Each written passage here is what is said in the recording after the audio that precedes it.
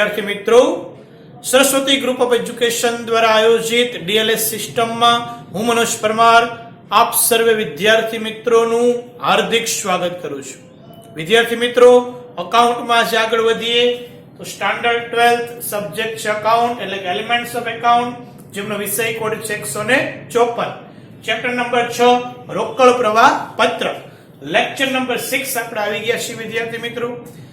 Last lecture ની અંદર વિદ્યાર્થી મિત્રો આપણે એક દાખલો ઉદાહરણ નંબર 4 કમ્પ્લીટ કરી ચૂક્યા હતા। વિશિષ્ટ પ્રવૃત્તિઓ જોઈ ગયા, ઉદાહરણ નંબર 4 છે એ કમ્પ્લીટ કરી ચૂક્યા છીએ। હવે જોવાનું છે રોકડ પ્રવાહ પત્રકનો નમૂનો, પેજ નંબર છે 258 259 ઉપર। તો જોઈએ રોકડ પ્રવાહ પત્રકનો નમૂનો। હવે વિદ્યાર્થી મિત્રો, આપણા સિલેબસની અંદર કોવિડ-19 ને કારણે मात्र एक ज रीत राखी छे, रोकाणनी प्रवृत्तिमांथी उद्भवतो रोकड़ प्रवाह। कामगीरीनी प्रवृत्ति अने नाणाकीय प्रवृत्तिना दाखला कोर्समां नथी, एटले तमारे मात्र रोकाणनी प्रवृत्तिमांथी उद्भवतो रोकड़ प्रवाह एनुं ज कोष्टक पाकું करवानुं थाय छे। तो चालो पहेला जोईए रोकड़ प्रवाह पत्रक केस फ्लो स्टेटमेंट एनी अंदर कई विगत आवे। तेमां लख्युं रोकड़ प्रवाहનું पत्रक वर्ष दरमियान विविध प्रवृत्तिओमांथी उद्भवेला रोकड़ प्रवाह अंगे समजूती आपे छे। आ खास तमारे लखी नाखवानुं छे त्रणेय रीत। पछी नमूनो छे ए हुं अहींया ड्रो करावुं એટલો જ લખવાનો રહેશે। થિયરી તમારે બધી જ લખવાની છે 258 માં પેજ ઉપર જે છે એ રોકડ પ્રવાહનું પત્રક વર્ષ દરમિયાન વિવિધ પ્રવૃત્તિઓમાંથી ઉદ્ભવેલા રોકડ પ્રવાહ અંગે સમજૂતી આપે છે। रोकड़ प्रवाह आवक रोकड़ प्रवाह अने जावक रोकड़ प्रवाहना स्वरूपे दर्शाववामां आवे छे। रोकड़ प्रवाह विद्यार्थी मित्रों आवक रोकड़ प्रवाह अने जावक रोकड़ प्रवाहना स्वरूपे दर्शाववामां आवे छे। चर्चा कर्या प्रमाणे आवक जावक रोकड़ प्रवाह अलग अलग प्रवृत्तिओने आधारे गणवामां आवे छे, जेनी चर्चा आगळ आपणे करी चूक्या छीए। त्रणेय विषयना उदाहरणो पण आपणे जोई गया छीए, बराबर। ई कोर्समां छे ज मोटा उदाहरणों जे छे पूछाय एवा, एमां मात्र रोकाणनी ज रीत आपणे पूछाशे। ओके, जेमां जोवो नंबर 1 कामगीरीनी प्रवृत्तिमांथी उद्भवतो रोकड़ प्रवाह, जेनी अंदर नफा नुकसाननो पत्रक अने नफानी फाळवણીના आधारे जे तैयार करवामां आवे छे। नफा नुकसान पत्रक अने नफानी फाळवણીના आधारे जे पत्रक तैयार थाय ए कामगीरीनी प्रवृत्तिमांथी उद्भवतो रोकड़ प्रवाह। उपरांत चालू मिलकत અને ચાલુ દેવાના ફેરફારો એટલે કે એમાં વધારો ઘટાડો પણ ધ્યાનમાં લેવાય છે, જે પાકા સરવૈયામાં આવે છે। આ બંનેનો સમાવેશ કામગીરીની પ્રવૃત્તિમાં થાય છે। પછી બીજું રોકાણની પ્રવૃત્તિમાંથી ઉદ્ભવતો રોકડ પ્રવાહ, જે આપણા કોર્સમાં છે। તો એમાં કઈ વિગત આવશે? તો લખ્યું છે કે પાકા સરવૈયાની મિલકત લેણા બાજુ અને નફા નુકસાન પત્રકની બિન કામગીરીની આવકોના આધારે તૈયાર કરવામાં આવે છે। જે બિન કામગીરીની આવકો છે વિદ્યાર્થી મિત્રો, એમાં પણ અમુક આવકો રોકાણને લગતી હશે તો એ પણ અહીંયા ધ્યાને લેવાય છે, જે હમણાં આપણે નમૂનામાં લઈશું। પાકા સરવૈયામાં શું આવશે? માત્ર મિલકત, એમાંય બિન ચાલુ જ મિલકત, ચાલુ મિલકત નહીં, બરાબર। ત્યાર પછી ત્રીજું નાણાકીય પ્રવૃત્તિઓમાંથી ઉદ્ભવતો રોકડ પ્રવાહ, એમાં લખ્યું પાકા સરવૈયાની ઇક્વિટી અને જવાબદારી બાજુ અને નફા નુકસાન પત્રક અને નફા નુકસાન ફાળવણીના આધારે તૈયાર કરવામાં આવે છે। તો પાકા સરવૈયાની ઇક્વિટી જવાબદારી બાજુની વિગત લેવાશે, નફા નુકસાન પત્રક અને નફા નુકસાન ફાળવણીના આધારે તૈયાર કરવામાં આવે છે। હવે જોઈએ રોકડ પ્રવાહ પત્રક। રોકડ પ્રવાહ પત્રકનો નમૂનો પરોક્ષ પદ્ધતિ આપ્યો છે, પણ આખો નમૂનો તમારે લખવાનો નથી, કારણ કે આપણા કોર્સમાં આખો નમૂનોય નથી ને આખો દાખલોય પૂછાતો નથી। ખરેખર આ ચેપ્ટર ટીવાય નું છે, એટલે ટીવાય માં આખો નમૂનો છે ડ્રો કરવાનો થતો ને આખું શોધવાનું થતું। કામગીરીમાંથી પછી રોકાણની નાણાકીય પ્રવૃત્તિને છેલ્લે બરાબર રોકડ સમકક્ષ છે એની બાકી આપણને મળતી રોકડ ને રોકડ સમકક્ષની, ઈ કઈ આપણે હવે શોધવાનું નથી, બરાબર છે। તો નમૂનો એવું હેડિંગ આપી પરોક્ષ પદ્ધતિએ અને માત્ર આ જ લખવાનું રોકાણની પ્રવૃત્તિમાંથી ઉદ્ભવતો રોકડ પ્રવાહ। રકમનું ખાનું પણ એક જ કરવાનું છે, ઇનર કોલમની જરૂર નથી, આઉટર કોલમ જ સીધે સીધી। ઓકે, તો જો પેજ નંબર 259 ઉપર 259 ઉપર રોકાણ પ્રવૃત્તિમાંથી ઉદ્ભવતો રોકડ એવું લખ્યું છે, બરાબર. એમાં જેટલી વિગત છે એ જ આપણે અહીંયા યાદ રાખવાની છે અને દાખલામાં ધ્યાને લેવાની છે. તો પેલું છે મિલકતોનું વેચાણ દ્રશ્ય અદ્રશ્ય. લખીએ મિલકતોનું વેચાણ, મિલકતોનું વેચાણ દ્રશ્ય મિલકત હોય કે અદ્રશ્ય મિલકત હોય, પાઘડી, પેટર્ન, ટ્રેડમાર્ક વગેરે, બરોબર. અહીંયા રાઈટ. પેલું મિલકતોનું વેચાણ, બરાબર. એમાં પ્લસ કરી દેવાનું. બિનચાલુ રોકાણોનું વેચાણ, આ ક્રમમાં જ લખવા એવું જરૂર નથી, દાખલામાં જે આપેલું હશે એ પ્રમાણે લખશું. વધુમાં વધુ આટલું હશે એટલે આ નમૂનો ખાસ પાકો કરજો. તો બિનચાલુ રોકાણોનું વેચાણ, બિનચાલુ રોકાણોનું વેચાણ, બિનચાલુ રોકાણોનું વેચાણ અહીંયા રાઈટ કરી નાખીએ, રકમમાં પ્લસ કરવાનું. ત્યાર પછી મળેલ વ્યાજ અને ડિવિડન્ડ. યાદ રાખો, મળેલ વ્યાજ અને ડિવિડન્ડ આવે નફા નુકસાનમાં જમા બાજુ, પણ આ મળેલ વ્યાજ કે મળેલ ડિવિડન્ડ જે છે એ ખરેખર રોકાણની પ્રવૃત્તિમાંથી ઉદ્ભવતી આવક છે, બિનકામગીરીની આવક છે, બરોબર. મળેલ વ્યાજ ને ડિવિડન્ડ તો રોકાણની પ્રવૃત્તિમાંથી ઉદ્ભવતી હોવાથી અહીંયા આવશે. તો મળેલ વ્યાજ, મળેલ ડિવિડન્ડ. ત્યાર પછી છે મળેલ ભાડું, બરાબર. મળેલું ભાડું કઈ પણ હોય તો એ મળેલ ભાડું એ પણ આની અંદર પ્લસ થશે. મળેલું એટલે રોકડા આવે એ બધું પ્લસ થાય, ચૂકવીએ તો એ બાદ થશે. જો આગળ મળેલ ભાડું. પછી મિલકતોની ખરીદી દ્રશ્ય અને અદ્રશ્ય તો એ માઇનસ થશે. મિલકતોની ખરીદી કાઉન્સમાં દ્રશ્ય અદ્રશ્ય, બરોબર. અહીંયા કાઉન્સ કરી નાખી એટલે શું? તો કે ભાઈ રકમ કાઉન્સમાં લખીએ એટલે બાદ થાય, માઇનસ થાય. એમનો હોય એ બધું પ્લસ થશે. ખરીદી કરો એટલે રોકડ જાશે, બરોબર. તો આવે તો રોકાણની પ્રવૃત્તિમાંથી ઉદ્ભવે રોકડ પ્રવાહ, રોકડનો પ્રવાહ આવે પ્લસ થાય, રોકડનો પ્રવાહ જાય બાદ થાય. મિલકતોની ખરીદી દ્રશ્ય દ્રશ્ય એની રકમ હશે એ માઇનસ કરવાની. અને બિનચાલુ રોકાણોની ખરીદી કઈ હોય તો એ પણ માઇનસ થશે. બિનચાલુ રોકાણોની ખરીદી, બિનચાલુ રોકાણોની ખરીદી પણ શું કરવાનું? માઇનસ કરી દેવાનું, બરોબર. હોય તો આ બધું બાદ કરશો એટલે રોકાણની પ્રવૃત્તિમાંથી ઉદ્ભવતો ચોખ્ખો રોકડ પ્રવાહ આપણને મળી જશે, બરાબર. અહીંયા જે જવાબ આવશે ત્યાં આપણે લખશું રોકાણની પ્રવૃત્તિમાંથી ઉદ્ભવતો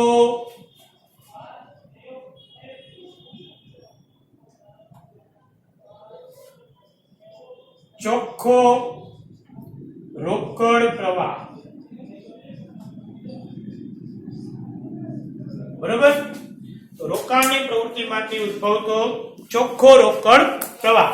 ઓકે વિદ્યાર્થી મિત્રો, તો આટલી જ બાબતો તમારે યાદ રાખવાની છે. 4 માર્કનો દાખલો તમને પૂછાય તેમાં રોકાણની પ્રવૃત્તિમાંથી ઉદ્ભવતો રોકડ પ્રવાહ એનો જ દાખલો જનરલી પૂછાય છે, બરોબર. કારણ કે બંને રીત કાઢ નાખી, નાણાકીય પ્રવૃત્તિ ને કામગીરી, એટલે પેલી ને ત્રીજી કાઢ નાખી, વચ્ચેની રોકાણવાળી જ રીત છે એ રાખી છે. તો હવે આપણે કામગીરીની પ્રવૃત્તિની કોઈ પણ પ્રકારની ચર્ચા કરીશું નહીં. આગલા 4 ઉદાહરણો આપણે જોઈ લીધા છે, બરાબર. એની શક્યતા ઓછી છે. હવે નમૂના પછી વિદ્યાર્થી મિત્રો કામગીરીની પ્રવૃત્તિમાંથી ઉદ્ભવતો રોકડ પ્રવાહ આવે છે તો એની ડિટેલ્સ કઈ આપણે જોતા નથી. બિન કામગીરીની આવકો છે એ પણ જોતા નથી, બરાબર. એના દાખલા છે એ પણ આપણા કોર્સમાં નથી, એટલે કે ઉદાહરણ નંબર 5 છે એ કોર્સમાં નથી કારણ કે કામગીરીની રીત નીકળી ગઈ છે. ઉદાહરણ નંબર 6 પણ કોર્સમાં નથી. ઉદાહરણ નંબર 7 છે એ પણ કોષમાં નથી, કારણ કે કામગીરીની જ પ્રવૃત્તિમાંથી ઉદ્ભવતો રોકડ પ્રવાહ છે એટલે એ પણ કોષમાં લેવાનું નથી.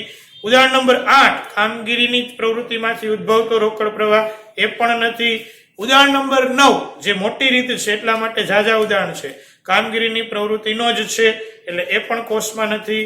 ઉદાહરણ નંબર 10 એ પણ કામગીરીમાંથી જ ઉદ્ભવતો રોકડ પ્રવાહ છે, એ પણ કોષમાં નથી. હવે ડાયરેક્ટ બીજી રીત આપણી જે છે પેજ નંબર 270 ઉપર એ રીત આપણા કોષમાં છે, બરાબર, તો એ આપણે લેવાની થશે. તો રોકાણની પ્રવૃત્તિમાંથી ઉદ્ભવતો રોકડ પ્રવાહ, બરાબર, અહીંયા હું લખું છું રોકાણની પ્રવૃત્તિમાંથી ઉદ્ભવતો રોકડ પ્રવાહ,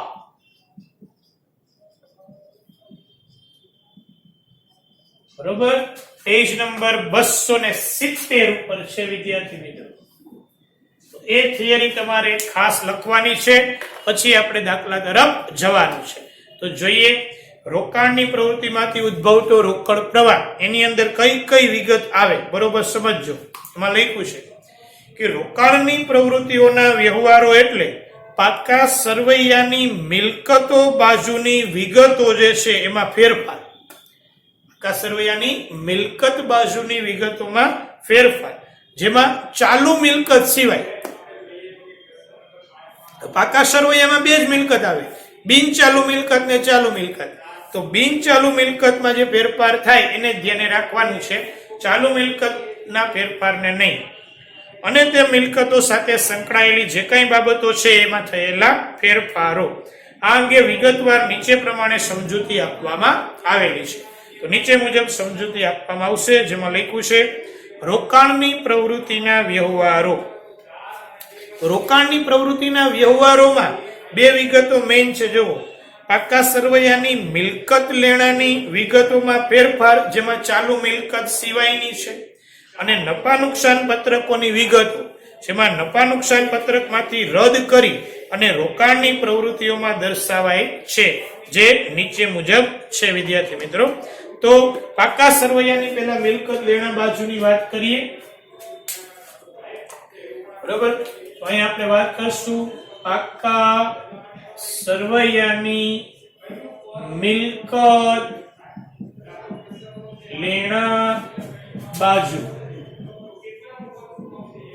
પાકા સરવૈયાની મિલકત લેણા બાજુની પ્રવૃત્તિમાં કઈ કઈ મિલકતો આવે, એમાં કેનો સમાવેશ થાય વિદ્યાર્થી મિત્રો.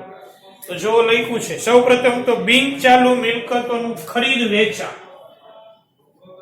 બિન ચાલુ મિલકતોનું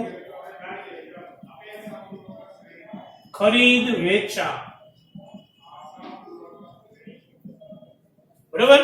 તો બિન ચાલુ મિલકત કઈ, તો લિસ્ટ આપ્યું જુઓ, જમીન, મકાન, પ્લાન્ટ, યંત્રો, ફર્નિચર, પેટન્ટ, ટ્રેડમાર્ક વગેરે, બરાબર, લખી શકાય. જમીન, મકાન, પ્લાન્ટ, યંત્રો, ફર્નિચર, આ બધી દ્રશ્ય મિલકત થઈ, બરાબર. અદ્રશ્ય પેટન્ટ, ટ્રેડમાર્ક લખી શકાય, પેટન્ટ, ટ્રેડમાર્ક વગેરે.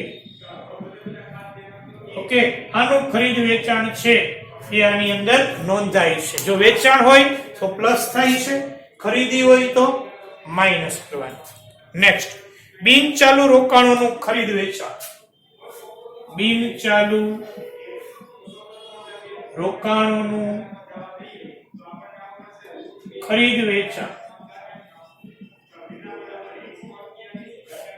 બિન ચાલુ રોકાણોનું ખરીદ વેચાણ હોય એ પણ આની અંદર આવશે. પછી છે ધીરેલી લોન. કોઈને લોન આપશો તો એનો સમાવેશ આમાં થશે, ધીરેલી લોન. એ રોકાણ આપણું ઘટ્યું કહેવાય. અને ધીરેલી લોન પરત,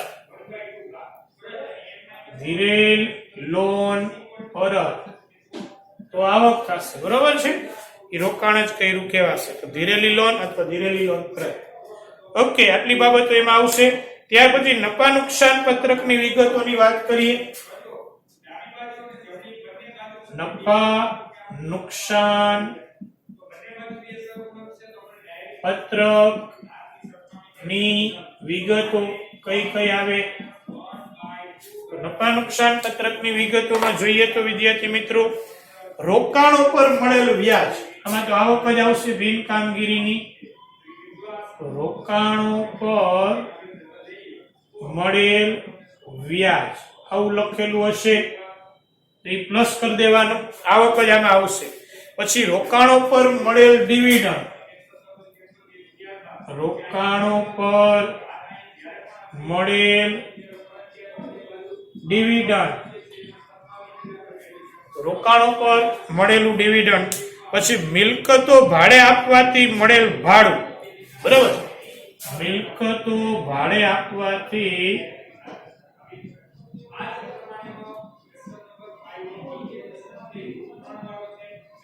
મળેલ ભાડું, મિલકતો ભાડે આપવાથી મળેલું ભાડું. આ વ્યવહારો બધા મહેસૂલી આવકો છે, પણ આ રકમ મિલકતોમાં રોકાણના કારણે ઉદ્ભવે છે. જો આ કહેવાય મહેસૂલી આવક, પણ મિલકતોમાં રોકાણ કર્યું એને કારણે આ આવક છે ઉદ્ભવી છે, તેથી રોકાણની પ્રવૃત્તિઓમાં દર્શાવાય છે, બરાબર. અને પ્લસ થશે જ્યારે લખ્યું છે આપણે નમૂનામાં. ઓકે, આગળ રોકાણની પ્રવૃત્તિઓમાં બિનચાલુ મિલકતોના ભાગ તરીકે સ્થિર એટલે કે દ્રશ્ય મિલકતોનો સમાવેશ થાય છે. દાખલા તરીકે પ્લાન્ટ, યંત્રો, ફર્નિચર, અને એ પણ ઘસારા પાત્ર મિલકત છે, જેનો ઘસારો ગણાય છે, એવી બધી મિલકતો છે બિનચાલુ મિલકત કહેવાશે, એનો સમાવેશ થાય છે. ઓકે, ઘણી વખતે પ્રશ્નની અંદર જો આપ્યું છે કે ખરીદેલ મિલકતની કિંમત આપવામાં આવતી નથી, એવું બને. વેચેલ મિલકતની કિંમત પણ આપવામાં આવતી નથી, ઘસારાની રકમ આપવામાં આવતી નથી, વેચેલ મિલકતનો નફો આપવામાં આવતો નથી, અને વેચેલ મિલકતનું જો નુકસાન હોય તો એ પણ આપવામાં આવતું નથી. તો તમારે શોધવું પડે. આ બધી વિગતો છે રોકડ પ્રવાહ પત્રક માટે અનિવાર્ય હોય છે, તેથી જે તે મિલકતનું ખાતું તૈયાર કરીને આ વિગતો શોધવામાં આવે છે. જે મિલકતની આ માહિતી ન હોય એ મિલકતનું ખાતું તૈયાર કરીને આ વિગત શોધવામાં આવશે, બરાબર. અને એ મુજબ છે દાખલો ગણવામાં આવતો હોય છે વિદ્યાર્થી મિત્રો. ઓકે, તો તમારે તો મેઇન આટલી બાબતો યાદ રાખવાની છે. મેં અહીંયા પોઈન્ટ કરીને આપ્યું છે તમને, ટેક્સ્ટ બુકમાં ચાર્ટ સ્વરૂપે આપ્યું છે, તમે ટેક્સ્ટ બુકમાંથી જ ચાર્ટ સ્વરૂપે વ્યવસ્થિત લખી લેજો. પેજ નંબર 270 ઉપર આપેલું છે, પેજ નંબર 258-59 ઉપર થિયરી છે એ લખી આ નમૂનો આટલો કમ્પ્લીટ કરવાનો થશે, અને ત્યાર પછી ડાયરેક્ટ પેજ નંબર 270 ઉપર જે રોકાણની પ્રવૃત્તિમાંથી ઉદ્ભવતો રોકડ પ્રવાહ છે એ રોકડ પ્રવાહ છે એનો ચાર્ટ દોરી અને એની વિગત છે એ વિદ્યાર્થી મિત્રો કમ્પ્લીટ કરવાની રહેશે. થી રિવાઇઝ કરી લઈએ કે ભાઈ આ લેક્ચરની અંદર તમારે શું કરવાનું છે. તો સૌપ્રથમ વિદ્યાર્થી મિત્રો રોકડ પ્રવાહ પત્રકનો નમૂનો, જેની અંદર વિદ્યાર્થી મિત્રો તમે અત્યાર સુધીના જે દાખલા જોઈ ગયા છો, બરાબર, 1 થી 4, જેમાં ત્રણેય રીત આવી ગઈ. કામગીરીની પ્રવૃત્તિ આવી ગઈ, રોકાણની પ્રવૃત્તિ પણ આવી ગઈ, અને નાણાકીય પ્રવૃત્તિ પણ આવી ગઈ. આ ત્રણેય પ્રવૃત્તિમાંથી ઉદ્ભવતો રોકડ પ્રવાહ કઈ રીતના મળે છે એના નાના નાના દાખલાઓ આપણે જોઈ ગયા. પ્રવૃત્તિની ઓળખ આપણે મેળવી લીધી, બરાબર ને. હવે તો કે એનો દાખલો છે એ રકમ છે આપેલી હશે, બરાબર, આંકડા આપ્યા હશે ને એ આંકડા અને રકમના આધારે તમારે દાખલો કરવાનો રહેશે. તો એના માટે તમારી પાસે તો કે ભાઈ આ રોકાણની પ્રવૃત્તિમાંથી ઉદ્ભવતો રોકડ પ્રવાહ કેમ શોધવો એની માહિતી હોવી જોઈએ. એના માટે તમારે આ વસ્તુ છે, બરાબર, પત્રક છે બાકી કરવી પડશે બાબતો આની. પેલું મિલકતોનું વેચાણ દ્રશ્ય અદ્રશ્ય, હંમેશા પહેલા વેચાણ કર્યું હોય આવી જશે, પછી ખરીદી છે જે કઈ હોય બાદ કરવાની. ઓકે, બિનચાલુ રોકાણોનું વેચાણ હોય તો અહીંયા આવી જશે. મળેલ વ્યાજ ડિવિડન્ડ એ પ્લસ થઈ જશે, મળેલ ભાડું હશે એ પ્લસ થઈ જશે.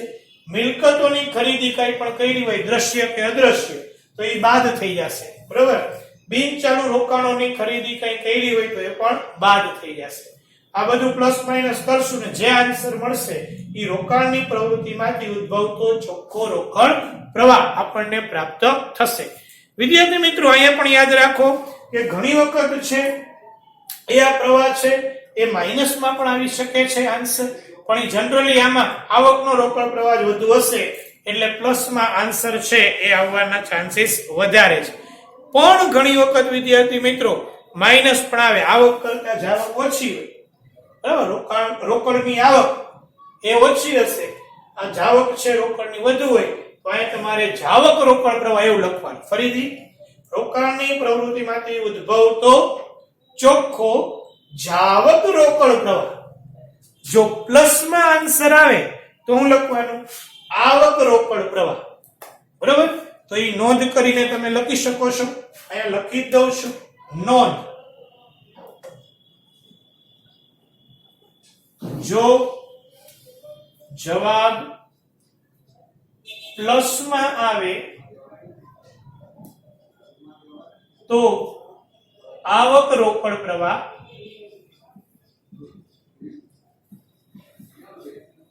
બરોબર, અને જો જવાબ માઇનસમાં આવે તો જાવક રોકડ પ્રવાહ, બરોબર છે.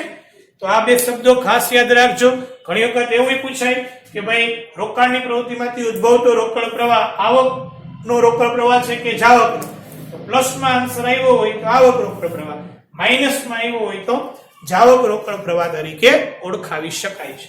વધારાની નોંધ છે, ટેક્સ્ટ બુકમાં ક્યાંય નથી, આપણે નોંધ કરી નાખજો આની નીચે જ.